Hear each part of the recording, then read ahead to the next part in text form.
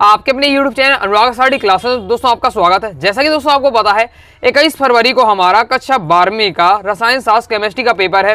लगातार मैं दोस्तों आपको बेहतरीन तरीके से तैयारी करा रहा हूँ।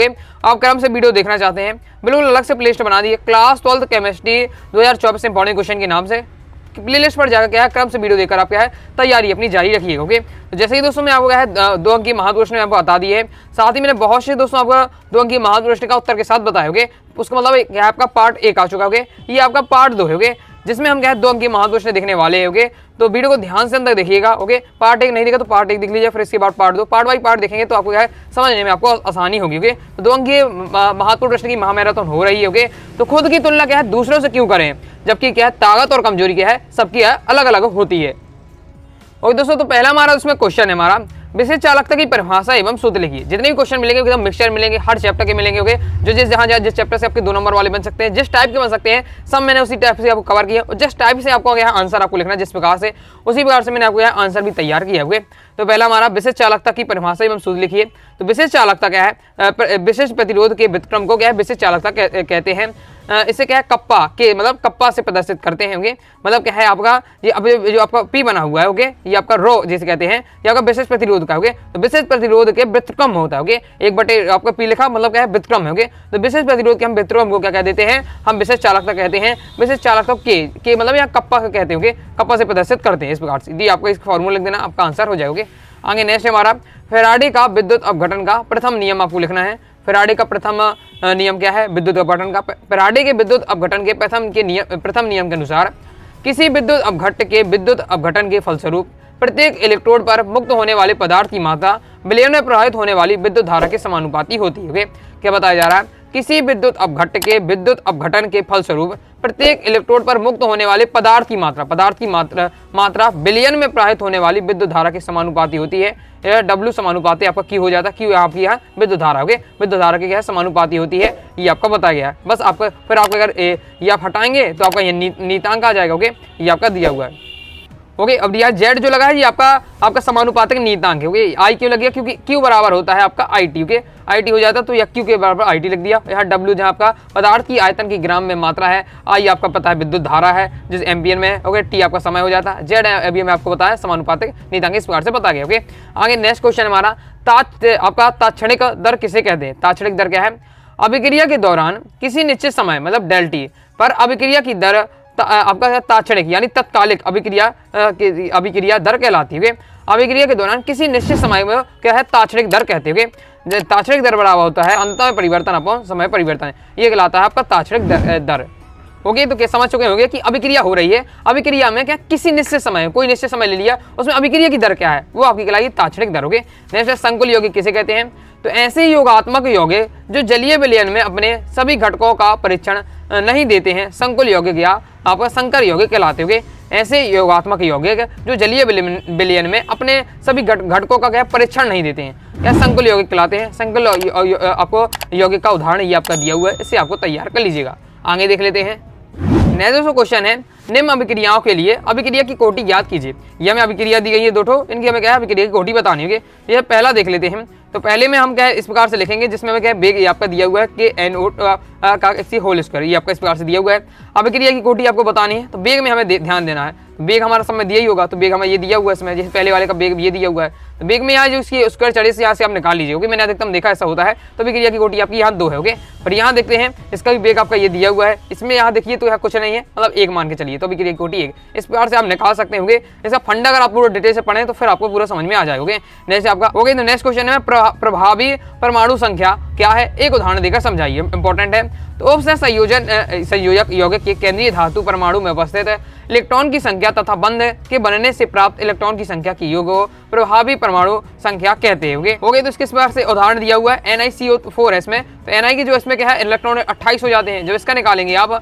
ओके, तो आपके यहाँ 4 आगे अणु दिए होंगे, अब इसका पूरा आप इलेक्ट्रॉन निकालेंगे तो 8 आएंगे, तो 28 और आप 8 आ जाएगा आपका 36 की क्या है परमाणु संख्या हो जाएगी। ओके, तो आगे देख लेते हैं। आगे नेक्स्ट हमारा निम्नलिखित संकुल यौगिक की IUPAC नाम आपको बताना है। इस प्रकार का क्वेश्चन मैं हमेशा लेते आ रहा हूँ अभी तक। ओके, तो यहाँ पे फिक्स से आपका 2 नंबर का आपका आने वाला है। आगे मैं आपको डिटेल से दिख रहा हूँ, मैं आपको क्या आसान भाषा में समझाने का प्रयास करूंगा आगे। ओके, तो ये आपको अच्छे से तैयार कर लीजिएगा। बाकी यूट्यूब पर आपको बहुत सारे टीचर ने बहुत ही बेहतरीन तरीके से समझाया, प्रयास करिए क्योंकि ये फिक्स रहने वाला है, रट नहीं सकते हैं, कोई भी आपसे पूछ लिया जा सकता है। तो इसे आपको किस प्रकार से नाम निकालना पड़ता है इसे आपको प्रैक्टिस कर लीजिएगा। ओके, अब मैं नेक्स्ट देख लेते हैं। अब मुझे पूरे डिटेल से देखिए इसकी जानकारी भी नहीं है, इसलिए मैं आपको नहीं बता रहा हूँ। अब मुझे आधा दूर है तो मैं आपको क्या है, जब तक मैं आपको आसान भाषा में ना बता दूं तो मुझे मजा नहीं आता। ओके, तो मैं इसका क्लियर करके आपको आगे अलग से स्पेशल वीडियो बना दूंगा। ओके, आगे देख लेते हैं। केनिजारो अभिक्रिया को समझाइए। केनिजारो अभिक्रिया क्या होती है? जब फॉर्मेल्डिहाइड व अन्य अल्फा हाइड्रोजन विहीन एल्डिहाइड को क्या तनु, मतलब तनु होने चाहिए तो 45% सोडियम हाइड्रोक्साइड के साथ अभिकृत किया जाता है, मतलब अभिक्रिया कराई जाती है, तो अम्ल का सोडियम लवण व एल्कोहल प्राप्त होता है। ये आपका फिक्स है। तो अब इसमें हमें क्या करना है, पहले हमें लेना है आपका फॉर्मेल्डिहाइड ले लिया। फॉर्मेल्डिहाइड लेने के बाद हमें क्या लेना है, सोडियम ऑक्साइड आपका हाइड्रोक्साइड मतलब NaOH ले लेना है, लेकिन कितना तनु होना चाहिए 45%। तो ये तनु 45%। जब इन दोनों की हम क्रिया कराते हैं, किसकी, फॉर्मेल्डिहाइड की क्रिया हम जैसे किससे कराते हैं, सोडियम हाइड्रोक्साइड से कराते हैं, तो हमें क्या प्राप्त होने वाला है, हमें दोस्तों के प्राप्त होने वाला है सोडियम लवण। सोडियम लवण में से जैसे मैंने आपका यहाँ सोडियम फॉर्मेट प्राप्त हो गया। ओके, साथ ही आपको एल्कोहल मिल जाएगी। एल्कोहल में क्या मिल गया, यहाँ मेथेनॉल मिल गया। ओके, तो ये आपका हो जाता है। ओके, तो इस प्रकार से आपको 2 इसमें एग्जाम्पल दिए, आप तो कोई भी एक ले सकते हैं उदाहरण के लिए। ओके, तो आपको ये याद ही करना पड़ेगा। क्या याद करना पड़ेगा, अगर पेपर में आपसे केनिजारो अभिक्रिया पूछी जाती है तो आपको लिखना है, जब भी हम फॉर्मेल्डिहाइड की क्रिया किससे कराते हैं, सोडियम हाइड्रोक्साइड से कराते हैं और तनु 45% ओके कराते हैं, तो हमारा क्या प्राप्त होता है, हमें क्या है, आपको अम्ल प्राप्त होगा। ओके, आपका अम्ल का सोडियम लवण सोडियम फॉर्मेट प्राप्त होगा, साथ ही आपको एल्कोहल मतलब यहाँ मेथेनॉल प्राप्त हो गया। ओके, इससे आपको याद ही करना पड़ेगा कि फॉर्मेल्डिहाइड की क्रिया में क्या है, सोडियम हाइड्रोक्साइड से करानी है, तो हमें क्या प्राप्त होने वाला, मेथेनॉल आपका सोडियम फॉर्मेट प्राप्त होगा, याद आपको करना पड़ेगा। ओके, आगे देख लेते हैं।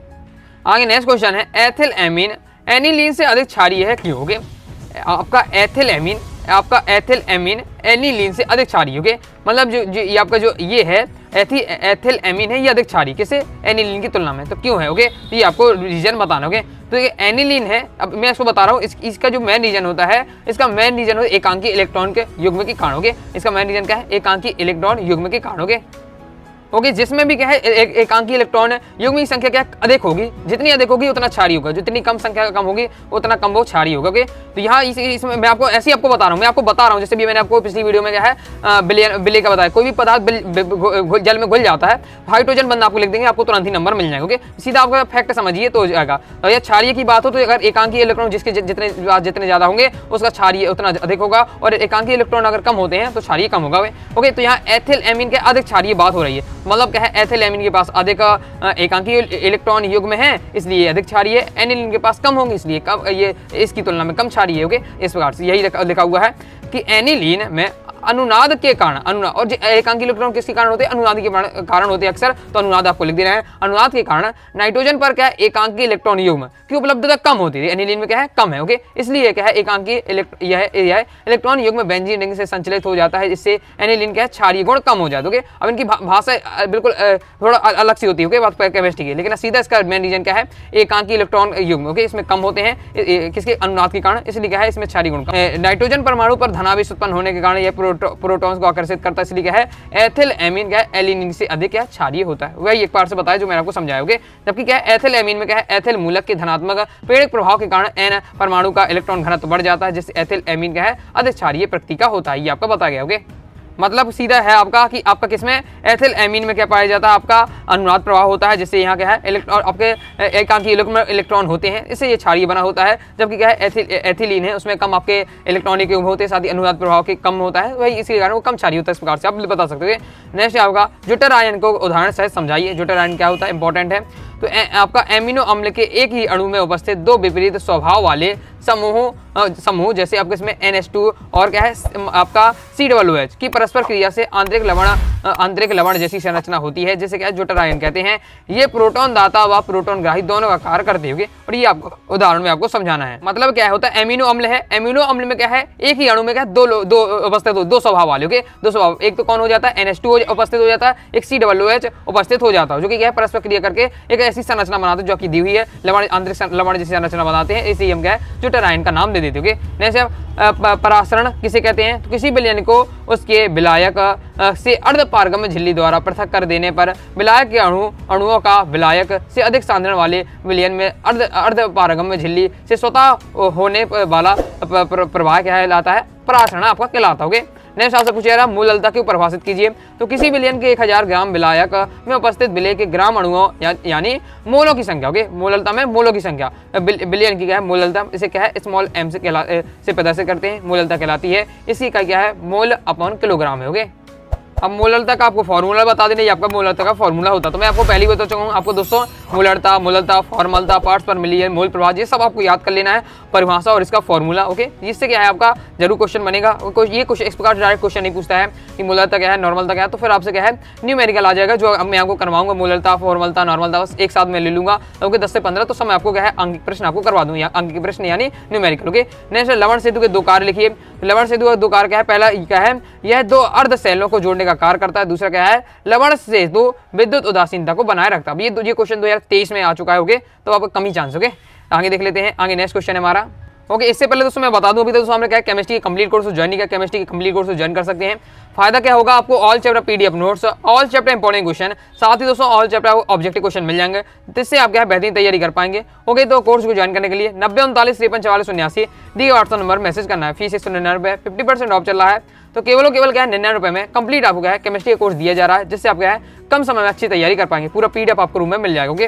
नेक्स्ट क्वेश्चन ये आपका न्यूमेरिकल है, ओके, बिल्कुल आसान, इसलिए मैंने इसे ले लिया है, जिसमें आपको इस प्रकार से दिया है 298 केल्विन पर एक चालकता सेल जिसमें आपका है 0.001 मोल आपका KCl बिलियन है, का प्रतिरोध कितना है 1500 ओम है, ओके। यदि आपका 0.001 आपका मोल KCl बिलियन की चालकता इतना है, ओके, तो इसमें आपको क्या बताना है, इतना आपको क्या ये दिया हुआ है, तो इसमें आपको सेल स्थिरांक बताना, ओके। तो ये आपकी क्या चालकता इसमें दी हुई है, ये चालकता यानी कि आपकी दी हुई, ओके। तो देख लेते हैं दिया क्या क्या है, तो ये देख लीजिए, पहले हमें मोलरता दी हुई है 0.00 के, ओके। फिर हमें प्रतिरोध भी दिया हुआ है 15 ओम है, प्रतिरोध भी दिया है, चालकता यानी कि हमें भी दिया हुआ है, वही आपकी चालकता दी हुई है, ये हमें तीनों चीज दी हुई है, ओके। हमें निकालना क्या है, तो हमसे सेल स्थिरांक पूछ रहा है, सेल स्थिरांक आपको निकालना है, ये आपको बना दिया क्वेश्चन मार्क, सेम इसी प्रकार से आपको लिखना है, ओके, पेपर में।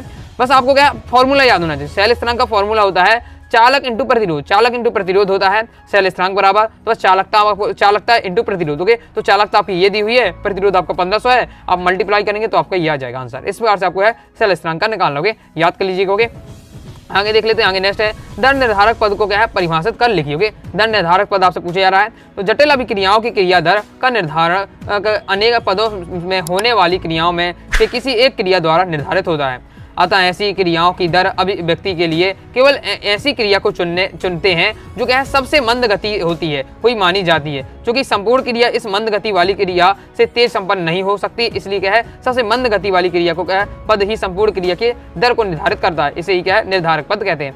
अब मैं बता देता हूँ, ओके, जो आपकी पूरी क्रिया होती है, जो पूरी क्रिया होती है रासायनिक क्रिया होती है, ओके, तो उसमें कोई ना कोई ऐसा पद होता है वो क्या है बहुत धीमे धीमे से काम करता है, ओके। तो वही जो मंद गति से काम करता है जो पद, ओके, जो पद मंद गति से काम करता है वास्तव में वही दर निर्धारक पद होता है, ओके। तो ये वही बताया कि अभिक्रिया में जो पद मंद गति से काम करता है वही क्या है दर निर्धारक पद आपका कहलाता है। इस बार से आपको बता देना, ओके। लॉन्ग में दिया है, शॉर्ट में जिस प्रकार से मैंने आपको समझाया इसी बार से आप लिख सकते हो। नेक्स्ट आपका किसी पदार्थ का विघटन, प्रथम ये आपका न्यूमेरिकल आ गया, ये भी आसान है, ओके। जो आपके बिल्कुल शॉर्ट वाले हैं, ओके, जो अब वीडियो को देखते सीख जाएंगे वो मैं आपको बता दे रहा हूँ। तो किसी पदार्थ का विघटन प्रथम कोटि की अभिक्रिया का पालन करता है यदि अभिक्रिया का अर्ध आयुकाल 35 मिनट है, दर स्थिरांक ज्ञात कीजिए। तो हमें क्या दिया जा रहा है, हमें अर्ध आयुकाल दिया जा रहा है 35 मिनट, तो दिया हमें क्या है अर्ध आयुकाल को किस प्रकार से लिखते हैं, इसको लिखते हैं T 1/2 क्योंकि अर्ध आयुकाल की बात होती है 1/2 इसलिए लिख देते, ओके। हाफ है, ओके, आधे की बात होती है तो 1/2 लिख देते। तो हमें 35 मिनट दिया हुआ है, ज्ञात करना है, तो ज्ञात हमें करना है दर स्थिरांक इक्वल टू के, सीधा है फॉर्मूला। अगर दर स्थिरांक का आप रखेंगे तुरंत ही आपका आंसर आ जाएगा, ओके। तो जब आपने क्या है प्रथम कोटि की अभिक्रिया वाला भी मैं आपको न्यूमेरिकल है पूरा, ओके, वो 3 से 4 नंबर में आता है, तैयार अच्छे से कर लीजिएगा। उसमें आपको जब लास्ट में निकालेंगे तो आपका ये के वाला दर स्थिरांक का फॉर्मूला निकलता है, ओके। देख लेते हैं, तो ये आपका दिया सूत्र, ये हमारा सूत्र होता है हमारा दर स्थिरांक इक्वल टू होता है आपका 0.693 अपॉन आपका अर्ध आयुकाल, ओके। तो ये आपका दिया हुआ अर्ध आयुकाल हमने 35 मिनट रखा, आंसर निकालेंगे आपका आ जाएगा ये, ओके, 0.0198 आपका मिनट्स इनवर्स, ओके, ये आपका हो जाता है, ओके। आगे देख लेते हैं, नेक्स्ट क्वेश्चन है कार्बधातुक यौगिक क्या होते हैं, एक उदाहरण देकर समझाइए। तो ऐसे यौगिक जिनमें क्या कार्बनिक समूह का कार्बन परमाणु सीधे धातु परमाणु से जुड़ा होता है कार्बधातुक यौगिक कहलाते हैं, ओके। इसका आपका एग्जाम्पल इस प्रकार से दिया हुआ है, इसे आपको तैयार कर लेना है। नेक्स्ट हमसे पूछा जा रहा है कि आयनन समयावस्था क्या है, एक उदाहरण दीजिए। तो ऐसे यौगिक जिनके अणुसूत्र समान हो परंतु क्या विलयन में भिन्न भिन्न प्रकार के आयन देते हो, आयनन समयावस्थी कहलाते होंगे। इस प्रकार की समयावस्था को आयनन समयावस्था कहते होंगे। उदाहरण देकर आपको इस प्रकार से समझाया गया है। यहाँ उदाहरण में देखिए, यहाँ दो आपके यौगिक दी हुए हैं। जब इनका आप क्या है अणुसूत्र निकालेंगे तो आपके अणुसूत्र क्या है समान निकले होंगे, लेकिन जब आप क्या इनका विलयन बनाएंगे तो ये विलयन में क्या है भिन्न भिन्न प्रकार के मतलब अलग अलग क्या देंगे, आपका आयनन देंगे होंगे। तो इन्हें हम क्या कहते हैं, आयनन समयावयव कहते हैं। और इस समयावस्था को हम क्या है आयनन समयावस्था कहते हैं। यही आपका बताया। इसे भी आपको तैयार कर लेना उदाहरण सहित। नए से आपका निम्नलिखित संकुल के आपको यौगिक के IUPAC नाम लिखना है, वही आपका इस प्रकार से आ गया है। क्योंकि जो बताते जा रहा हूँ उन्हें भी आप क्या तैयार करते जाएगा और उनकी प्रैक्टिस कर लीजिए। नए से उपसंयोजी यौगिक के कोई दो अनुप्रयोग लिखाने आपको बताने हैं। तो उपसंयोजी यौगिक का उपयोग गुणात्मक विश्लेषण के आयनों की पहचान करके भास्मिक मूलकों के समूह के परीक्षण तथा परिणात्मक आकलन में किया जाता है। दूसरा क्या है उपसंयोजी का अनुप्रयोग मतलब उपयोग, इसका उपयोग क्या है धातुओं के निष्कर्षण तथा शोधन के लिए भी किया जाता है। तो इस प्रकार से कंप्लीट हो जाता है। तो आई होप दोस्तों आपको वीडियो पसंद आएगी। वीडियो पसंद आए वीडियो लाइक करें, चैनल सब्सक्राइब करिएगा। आगे क्वेश्चन हम दोस्तों आप नेक्स्ट वीडियो में देखेंगे। और कोई भी दोस्तों डाउट आता है कमेंट बॉक्स में जरूर पूछ लीजिएगा। टेलीग्राम चैनल को ज्वाइन कर लीजिएगा। साथ ही दोस्तों इंस्टाग्राम फॉलो कर लीजिएगा। मिलते हैं नेक्स्ट वीडियो में, तब तक के लिए बाय बाय।